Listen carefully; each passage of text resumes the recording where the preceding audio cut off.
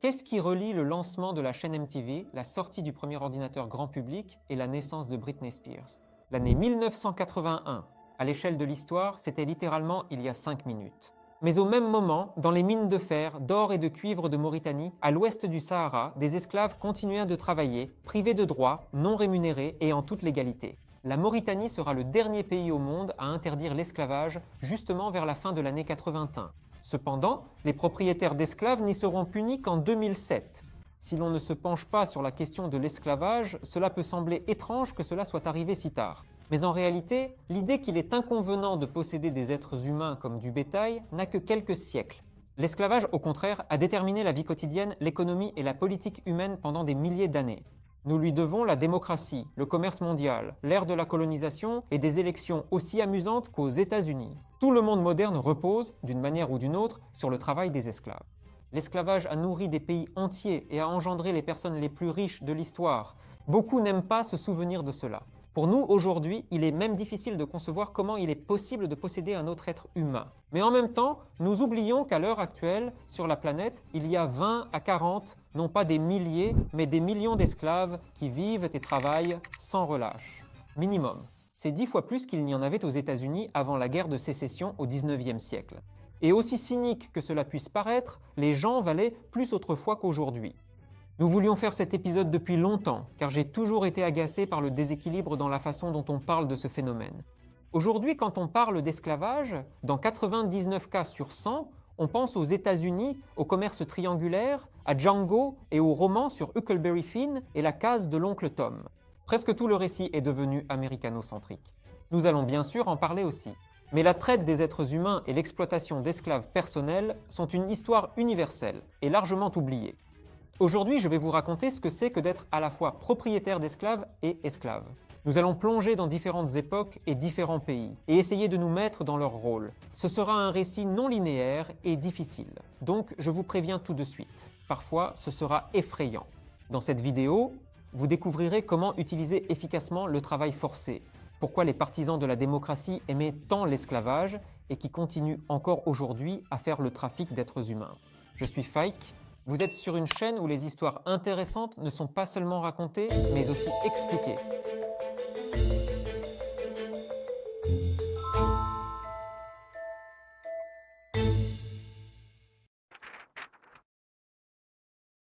Pour entrer rapidement dans notre sujet du jour, faisons une expérience de pensée inhabituelle.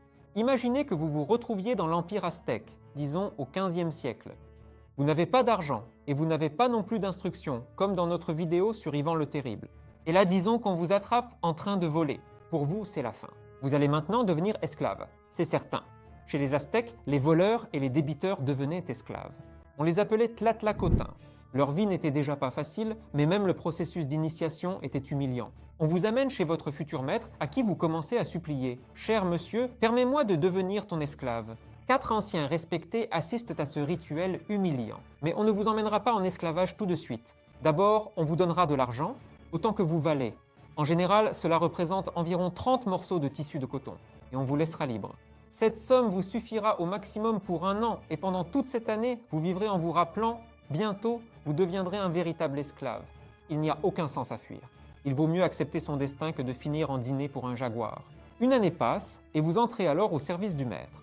Et là, il s'avère que tout n'est pas si effrayant. Parmi les tâches, il y a le travail domestique, le travail de la terre et d'autres corvées quotidiennes.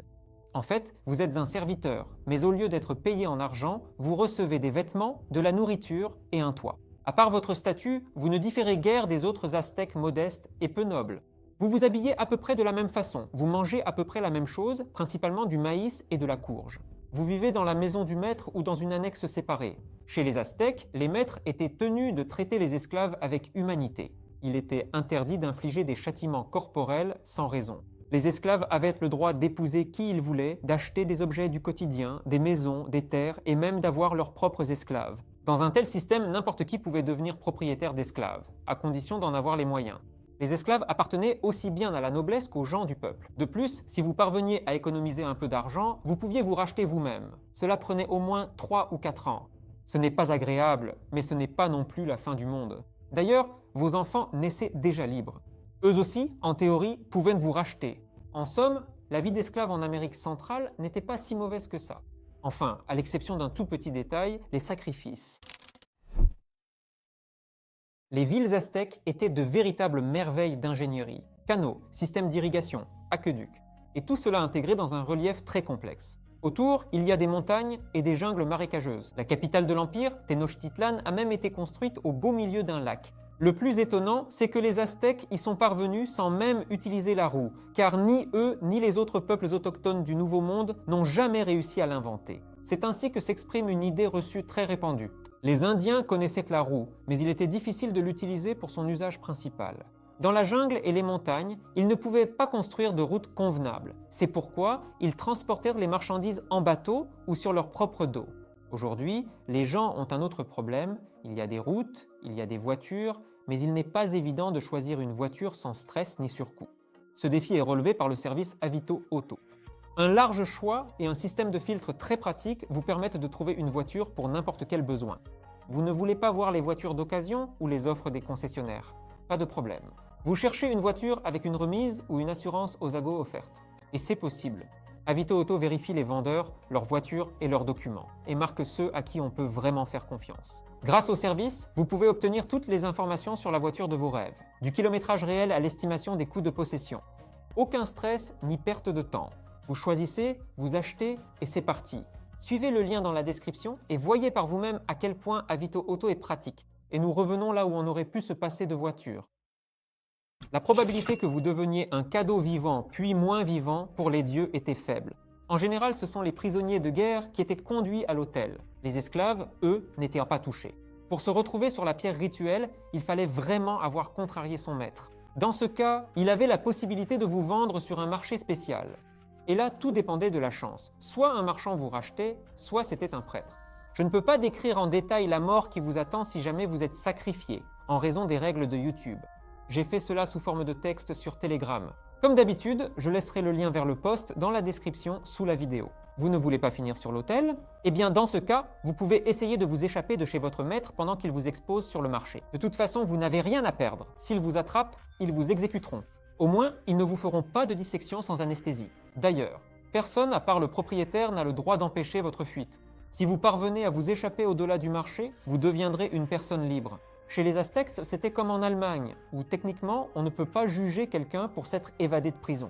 D'ailleurs, les femmes esclaves chez les Aztèques bénéficiaient d'une bien meilleure condition. Elles étaient tuées beaucoup plus rarement. Seules les femmes aztèques pouvaient broder. Et cet artisanat était tellement apprécié que les meilleures brodeuses voyaient souvent leur vie épargnée. En somme, il s'avère que la culture aztèque était plutôt humaine envers les esclaves.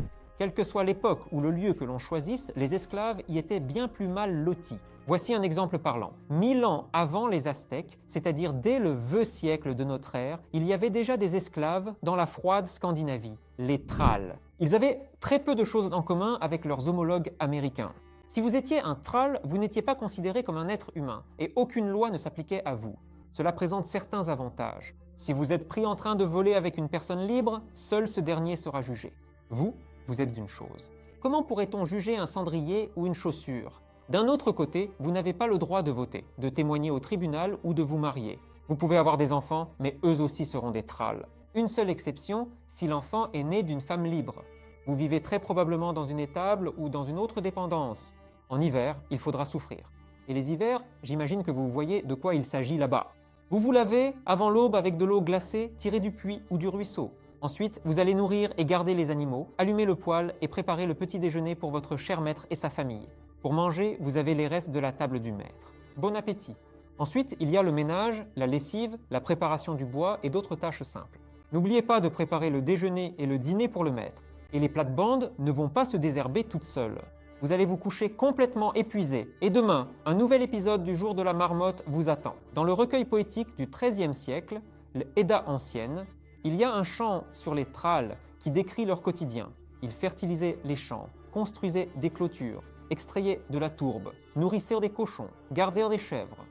Autrement dit, on voit que la main-d'œuvre gratuite, selon la tradition, est utilisée comme ouvrier polyvalent, sans spécialisation particulière. Concernant la propriété, les esclaves pouvaient posséder deux choses. Par exemple, le produit de leur travail, mais seulement si le maître le permettait. Après tout, il se peut qu'un esclave sculpte du bois pendant son temps libre. Ensuite, il peut vendre cela à la foire. Pourquoi laisser ce bel objet se perdre comme simple décoration? Et deuxièmement, il était possible de posséder une terre que Charles vous avait accordée pour service fidèle, c'est-à-dire le maître, propriétaire terrien. La récolte peut être vendue et l'argent économisé pour racheter sa liberté. Un seul problème, la même personne qui peut vous accorder le droit à la terre peut aussi vous tuer quand elle le souhaite, sauf pendant certains jours de fête, et il n'en subira aucune conséquence. Si quelqu'un d'autre vous tue, la loi ne l'oblige même pas à payer une amende pour cela. En pratique, il y avait une compensation pour le propriétaire de 6 à 8 onces d'argent, ce qui équivaut aujourd'hui à environ 20 à 25 000 roubles. C'était précisément la valeur de la vie d'un thrall. Il fallait accumuler la même somme pour racheter sa liberté de l'esclavage. Compte tenu du travail ininterrompu, cette tâche était loin d'être facile. Et le plus frustrant, c'est que même après vous être racheté, vous ne deveniez pas une personne libre. Votre nouveau statut, leasing. Qu'est-ce qui a changé? Au minimum, vous pouvez désormais vous marier, déménager, ouvrir une boutique ou un atelier, vous représenter devant un tribunal et voter. Tous les signes d'une personne libre. Mais tout en bas, comme dans les mauvais contrats, il était à peine indiqué en tout petit, uniquement avec le consentement de votre ancien propriétaire, qu'on appelle désormais votre patron. Sans sa connaissance et son approbation, vous ne pourrez même pas bouger le petit doigt de votre pied gauche, même avec ce statut quasi libre. Ce sont au minimum vos petits-enfants qui pourront devenir entièrement libres. À moins, bien sûr, que l'un de vos enfants n'ait la chance d'épouser un partenaire libre. Mais souvent, cette tutelle forcée et ces restrictions matérielles se prolongeaient sur plusieurs générations. Dans toute la vieille Europe, il existe des recueils de lois similaires à notre Rouskaya Pravda. Voici par exemple la loi d'Ethelbert. C'est le texte le plus ancien en langue germanique qui nous soit parvenu. Il date du tout début du 7e siècle. En substance, c'est une sorte de liste de prix mêlée à une description du système de caste. Combien vaut la vie et la santé d'un homme libre? Combien celle d'un esclave? Et ainsi de suite. De telles lois sont notre principale source d'information sur la vie des esclaves il y a 1000 à 1500 ans. En deuxième position, on trouve les obélisques portant des runes. Voici la pierre de Hørning, au Danemark. Elle a été érigée par un esclave affranchi en l'honneur de la personne qui a payé sa rançon. Enfin, il existe aussi des témoignages d'historiens romains, comme bien sûr Tacite. Mais il faut dire que les Romains n'aimaient pas vraiment les barbares et pouvaient déformer la vérité. Il faut aussi garder cela à l'esprit. Alors, comment pouvait-on sortir définitivement de l'esclavage chez les Scandinaves? Eh bien, on pouvait payer une grosse rançon d'un seul coup. Et ensuite, tu étais libre de partir. Mais il fallait verser environ 40 onces d'argent, soit 5 à 6 fois plus que la valeur de toute ta vie. La deuxième option, tuer un ennemi qui a attaqué la terre de votre maître. Dans ce cas, on vous remettra même une arme, alors qu'il était normalement interdit aux thralls d'emporter. Bien sûr, la qualité de l'arme ou votre capacité à vous en servir, ça, personne ne s'en soucie. Encore une fois, il ne reste plus qu'à vous souhaiter bonne chance. Au moins, vous irez à Valhalla. C'est toujours mieux que de tordre la queue des vaches. Officiellement, les propriétaires terriens, les Carls, n'avaient qu'une seule obligation envers les esclaves thralls, les soigner s'ils se blessaient pendant le travail. Mais n'oublions pas, il s'agissait de rudes brigands vivant dans un climat difficile. Il est difficile d'imaginer qu'un gentleman instruit, déjà à l'époque des Lumières, aurait acheté des esclaves. Quoique, Brunhilde, c'est ma propriété. Aujourd'hui, la plupart des gens connaissent l'histoire de l'esclavage américain, au mieux grâce à deux sources, les aventures de Huckleberry Finn et deux films hollywoodiens des 15 dernières années, Django Unchained et 12 Years a Slave. Peu de gens vont plus loin et creusent plus profondément. Et cela à la fois par manque de temps et parce que c'est effrayant. Essayons de corriger cela maintenant. Alors, les États-Unis en 1860, juste avant la guerre de sécession. Selon la loi, seuls les Noirs pouvaient être esclaves. Nous sommes en Virginie. C'est ici qu'il y avait le plus grand nombre d'esclaves du pays. Il y en avait un peu moins en Géorgie, au Mississippi, en Alabama et en Caroline du Sud. Tout cela, c'est le sud agricole des États-Unis. C'est là que la demande de travail d'esclaves était la plus forte, c'est pourquoi il y avait autant d'esclaves dans le sud. La plupart d'entre eux travaillaient dans de grandes plantations. Un esclave sur 3 travaillait dans un groupe de 40 personnes ou plus. Ils vivaient tous ensemble dans des baraquements en bois. À la place du sol, il y avait de la terre nue et le toit fuyait. Il faisait chaud le jour, froid la nuit et presque toujours humide. Pour 40 personnes, il y avait 10 sortes de matelas en paille. Vous dormiez à tour de rôle, les autres, eh bien, directement sur la terre. Pourquoi ne pas créer des conditions normales? Tout dépendait du propriétaire. Pardonnez-moi l'exemple, mais c'est comme avec une voiture. Certains prennent soin de leur véhicule, font l'entretien à temps, changent l'huile et les autres consommables, tandis que d'autres se moquent complètement de leurs biens. Elle roule et roule. Aussi terrible que cela puisse paraître, la même logique s'appliquait aux gens. Contrairement aux Lacatins et aux Trelles, qui étaient en fait des domestiques, les esclaves noirs travaillaient toute la journée sous un soleil de plomb, récoltant du coton et du tabac dans les champs. En moyenne, ils devaient ramasser 3 à 5 sacs de coton par jour, pesant chacun entre 35 et 45 kilos. Tout dépendait bien sûr du sexe, de l'âge, de l'état et du maître. Si l'esclave n'atteignait pas l'objectif, il subissait une punition corporelle, et s'il le remplissait, le quota était bien sûr augmenté. Jamais le temps de se détendre. Les domestiques de maison devaient également être noirs, et, légalement, ils ne se distinguaient en rien des autres esclaves. Mais de fait, ils bénéficiaient bien sûr de plus de privilèges. On leur permettait de se laver à l'eau propre et de laver leurs vêtements, afin que le maître blanc ne fronce pas le nez lorsqu'on lui servait le thé. Ils avaient une maison séparée, où il y avait même des lits. Et puis le travail était un peu moins pénible. Les autres esclaves, après 12, voire 16 heures passées dans les champs, rentraient dans leur baraquement et devaient tout préparer eux-mêmes. Chaque jour, ils dînaient d'une bouillie de farine de maïs, à laquelle ils ajoutaient un peu de graisse animale. Parfois, ils avaient droit à une poignée de haricots ou de légumes. Et c'était une telle chance, une telle joie, si le maître se montrait humain et progressiste. Il ne fouettait même pas les gens juste parce qu'il en avait envie, mais seulement si l'esclave récoltait peu de coton. Frapper un esclave sans raison, simplement parce qu'il agaçait ou pour effrayer les autres, c'était la norme à l'époque. Tout cela était dans le cadre de la loi. Les esclaves n'étaient pas considérés comme des êtres humains, mais comme des objets inanimés. Ils ne pouvaient avoir aucun droit par définition, aucune aide médicale, ni droit à un travail d'appoint, comme les Scandinaves. Et pourtant, cela se passait 1000 ans après les Vikings. Selon la loi et dans les faits, on pouvait punir les esclaves comme on le voulait. Violence physique, fers en corps, fouet, cravache. Selon le zèle du maître, n'importe laquelle de ces punitions pouvait être la dernière pour l'esclave. La douleur physique pouvait encore être supportée. Les propriétaires d'esclaves les plus cruels le comprenaient et, parfois, à titre préventif, violèrent les femmes des esclaves sous leurs yeux. Une autre méthode de pression psychologique était la menace de séparer la famille. Si la femme et les enfants d'un esclave étaient vendus sur une autre plantation, il aurait fallu un miracle pour qu'ils se revoient un jour dans cette vie. Assez d'horreur pour l'instant. Nous avons compris que, dans différentes cultures, les esclaves étaient traités différemment. Mais il y avait encore un point commun. La principale différence entre les esclaves et les autres personnes, criminels, violeurs, hérétiques, c'est qu'on ne les considérait pas comme des êtres humains. Un esclave, c'est une propriété qui appartient à une autre personne. Nous disposons de documents très anciens qui permettent de le comprendre. Il s'agit des lois antiques du roi babylonien Hammurabi et du roi sumérien Ur-Nammu, ainsi que de plusieurs cas judiciaires de la même région, dont certains sont encore de 100 à 200 ans plus anciens. Vous n'y trouverez pas de citation littérale affirmant que les esclaves ne sont pas des êtres humains, mais, par exemple, les amendes pour leur meurtre étaient équivalentes à celles pour la détérioration d'un bien ou de bétail. De plus, tous ces documents consacraient le droit légal de propriété, comme s'il ne s'agissait pas de personnes, mais de biens dotés de 2 bras, 2 jambes, un nez et 2 pavillons d'oreilles. Bien que, vu leur état d'esprit, les propriétaires d'esclaves américains du 19e siècle auraient facilement pu corriger ce dernier point.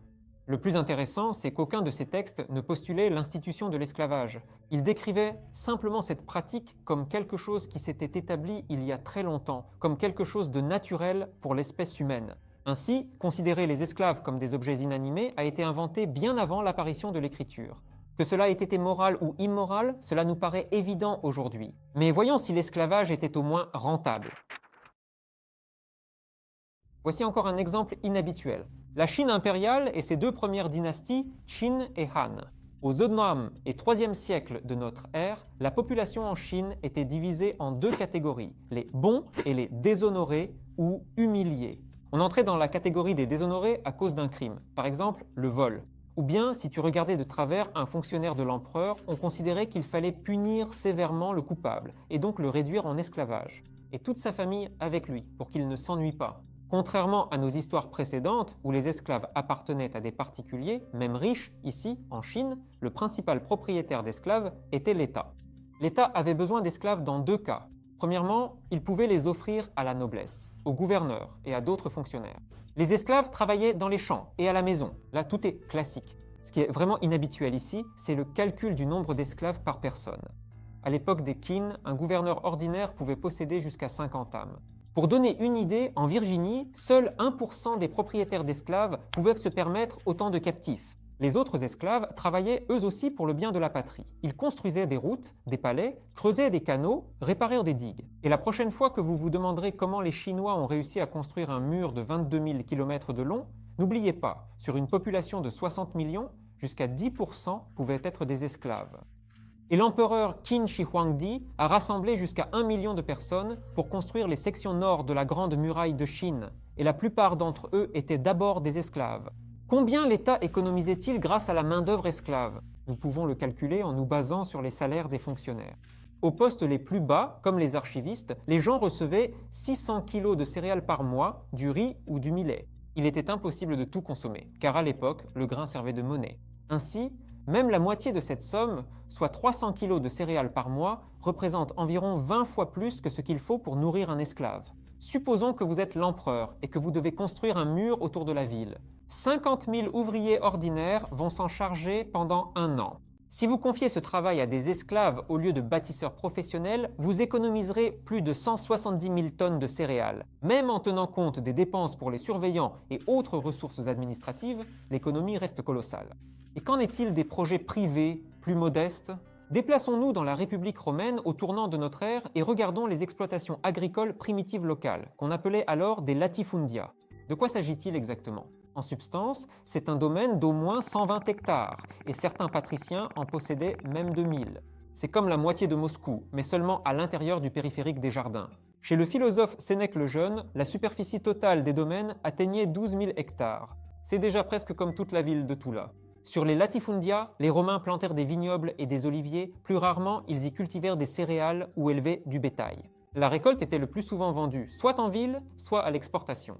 À l'époque de l'apogée de la République, les esclaves travaillaient justement sur les latifundia. Le flux de main-d'œuvre provenant des terres conquises était stable. Ils vivaient dans des conditions absolument infernales. Il n'y a pas de réelle différence avec la vie des esclaves aux États-Unis. Mieux vaut reprendre nos calculs. Un fermier dans la Rome antique pouvait gagner de 3 à 5 deniers par jour. Environ 1000 à 2000 roubles si l'on compte selon la valeur de l'argent contenu dans une pièce d'un denier. Un esclave coûtait de 500 à 1500 deniers, soit environ 300 à 400 000 roubles. C'est à peu près le prix d'une Lada Granta de 10 ans. Mais on pouvait le nourrir pour un demi-denier, soit seulement 200 roubles par jour. Et le moteur ne tombait pas en panne, surtout chez les jeunes. Il s'avère qu'un esclave commence à être rentable, dans le meilleur des cas, au bout de 2 ans, puis rapporte chaque année 300 000 à son propriétaire. À l'échelle d'une grande latifundie, où jusqu'à 1000 esclaves pouvaient travailler, cela représente des centaines de millions d'économies en valeur actuelle. Il n'est donc pas surprenant qu'à Rome, tous ceux qui en avaient les moyens utilisèrent des esclaves. D'autant plus qu'il ne faut pas oublier qu'il s'agissait d'étrangers, de prisonniers de guerre, de débiteurs ou de leurs enfants. Et les Romains étaient convaincus que la situation ne changerait jamais. Le monde était et sera toujours divisé entre maîtres et esclaves. Et cela restera toujours ainsi, quoi qu'on fasse, comme l'a écrit Raffaello Giovagnoli à propos de cette époque dans son roman Spartacus. Très bientôt, ce sera le 14 février, et si vous ne voulez pas tomber en esclavage de la solitude ce jour-là, il vous faut Cover. Cover est une application de rencontre où l'on peut trouver sa moitié ou une super compagnie. Et aussi les événements les plus insolites et intéressants des grandes villes. D'ailleurs, pour la Saint-Valentin, des sélections d'événements ont été créées dans l'application, donc vous n'avez pas à vous creuser la tête pour savoir où aller à un rendez-vous ou pour rencontrer de nouvelles personnes. Dépêchez-vous de télécharger Cover via le QR code ou le lien dans la description. Revenons aux États-Unis du 19e siècle et commençons tout de suite à compter l'argent des autres. 20 millions de roubles. C'est le prix actuel d'un appartement de 3 pièces à Chertanovo et le prix d'un esclave noir aux États-Unis en 1860. Cela représente 800 $ pour cette somme, nettement plus cher que les esclaves à Rome. Je ne parle même pas de la Chine. Inflation? Alors, comment maintenir la rentabilité de son entreprise avec de tels prix? La réponse est simple. Si tu es un petit entrepreneur, c'est impossible. Même en affamant les esclaves, tu ne gagneras pas beaucoup d'argent avec 1 ou 2 travailleurs forcés. Et ensuite, regardez bien. Ceux qui possédaient entre 30 et 50 esclaves pouvaient gagner jusqu'à 50 000 $ par an, soit plus de 10 millions de roubles par mois. Si vous aviez plus de 100 esclaves, vous pouviez compter sur un chiffre d'affaires de 100 000 $, soit environ 350 millions de roubles. Et en plus, vous n'avez pas besoin de louer la terre, elle vous appartient. Et pour votre centaine d'esclaves, vous dépensez au maximum 10 millions par an. Les principales dépenses sont initiales et ensuite, la rentabilité pouvait être tout simplement hors norme. C'est cela qui a joué un mauvais tour aux planteurs, ou plutôt à leurs petits-enfants et arrière-petits-enfants. Regardez n'importe quelle carte des États-Unis avec une répartition par revenu, indice de développement humain, ou même le PIB par habitant. L'ancien Sud esclavagiste est toujours à la traîne. La logique est simple, la traite des esclaves est rentable, mais seulement à court terme. Mais à long terme, l'économie souffre de l'esclavage. Cependant, cette règle n'a fonctionné qu'après la révolution industrielle, lorsque les machines ont commencé à remplacer les hommes. Dans le cas des États-Unis, tout était banal. Les planteurs étaient dépendants d'un modèle économique rentable mais primitif. Ils avaient déjà dépensé des millions de dollars pour les esclaves. Tous les processus étaient en place et de l'argent, même modeste, avait été investi. Le système fonctionne. Pourquoi changer quoi que ce soit? C'est ce qu'on appelle le piège des coûts irrécupérables. Et tant qu'ils restaient dans leur zone de confort, exploitant durement les gens, l'industrialisation a commencé. La machine sans âme s'est révélée bien plus efficace qu'un esclave. Et remarquez, ici nous laissons la morale de côté. Sinon, au lieu d'une vidéo d'1 heure, on aurait pu faire un short ou un TikTok. Mais au final, les propriétaires d'esclaves sont tombés dans un piège économique même s'ils ont résisté autant qu'ils ont pu et ils se sont retrouvés sur la touche. Après la guerre de sécession, il y avait beaucoup moins d'usines et de personnel qualifié dans les États du Sud suite à l'abolition de l'esclavage. Regardez ce déséquilibre sur cette carte. Les entreprises ne voulaient absolument pas aller dans le Sud arriéré, c'est pourquoi elles investissaient dans le Nord développé. Et que les gens du Sud restent nostalgiques de leur âge d'or. Nous, on doit gagner de l'argent ici et maintenant. Ce phénomène, lorsqu'une décision ou un ensemble de décisions influence l'avenir politique ou économique d'un pays, s'appelle la dépendance au sentier ou l'effet de sentier. La théorie n'est pas sans défaut, mais dans l'ensemble, tout est logique. Les propriétaires d'esclaves s'accrochaient au passé et se sont eux-mêmes enfermés dans ce tonneau de ciment. S'ils avaient mis ne serait-ce qu'une partie de leurs œufs dans le panier industriel, l'histoire aurait pris une autre tournure. En Chine aussi, on comprenait les inconvénients de l'esclavage pour l'économie. C'est pourquoi il y a eu des périodes où il a été interdit pendant un certain temps, par exemple sous la dynastie Ming, et nous parlons du XIVe siècle, pas du XIXe. À cette époque, la Grande Muraille n'était déjà plus construite par des esclaves, et ce pour une raison très rationnelle. Quels impôts peux-tu collecter auprès des esclaves? Lorsque la productivité agricole augmentait dans la Chine ancienne, on libérait généralement les esclaves pour qu'ils cultivent la terre et perdent des impôts à l'empereur. Pas de récolte, pas d'impôts. C'est alors qu'on pouvait à nouveau recruter joyeusement des esclaves parmi les paysans. Comprenez-vous maintenant pourquoi le travail des esclaves a disparu? L'appel à la morale et aux émotions est aussi important. Sans cela, il est impossible d'atteindre la majorité des gens. L'empathie est une bonne chose en soi, mais il faut être lucide. L'abolition de l'esclavage n'aurait jamais eu lieu si cela n'était pas devenu avantageux. Simplement, plus on se rapproche de l'époque moderne, plus il était utile d'avoir des non-esclaves.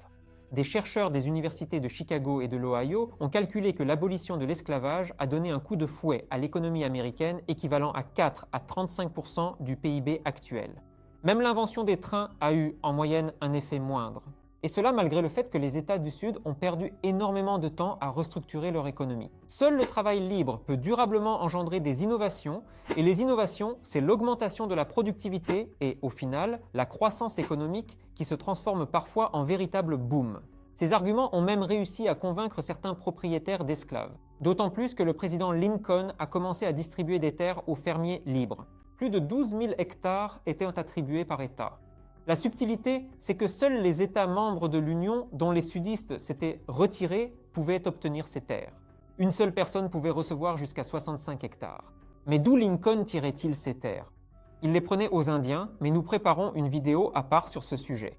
Mais ceux qui auraient vraiment fait faillite à cause de l'abolition de l'esclavage, ce sont ceux qui avaient construit un système mondial de traite des êtres humains.